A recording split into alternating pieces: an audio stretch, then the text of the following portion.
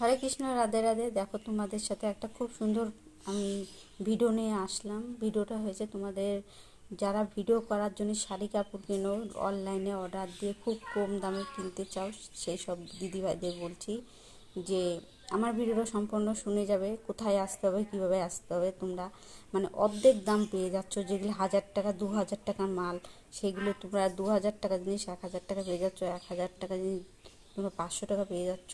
500 টাকা জিনিস 250 টাকা পেয়ে যাচ্ছ। হয়তো ভাবছো যে জিনিস, হয়তো অনেকে ভাবছো যে সেসব জিনিস ভালো হবে না, পচা হবে, গাইড পচা হবে। এটা একটা চৈত্র সেলের থেকেও একদম সস্তা। এটা আর এক রকম নতুন করে চৈত্র সেল হচ্ছে। চৈত্র সেলে তো তোমার দাম কমে, এখানে তার থেকে কম, একদম কম দাম দিয়ে দিচ্ছে। কারণ হয়েছে ওই দোকানগুলি একদম রানাঘাট, নদিয়ার যে রানাঘাটটা আছে, স্টেশনের পাশে দোকানগুলি করেছিল, সেগুলো মানে বেআইনি দোকানগুলি বসিয়েছিল কোনো আইন ছাড়া।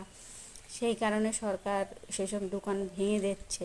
এবার ওদের একটা মানে দিন দিয়েছে, এতদিনে দোকানটা সরাতে হবে। সেই কারণে তারা সমস্ত জিনিস, তোমার সংসার থেকে শুরু করে জামা কাপড়, পোশাক আশাক থেকে যাবতীয় জিনিস একদম জলের দামে বিক্রি করে দিচ্ছে।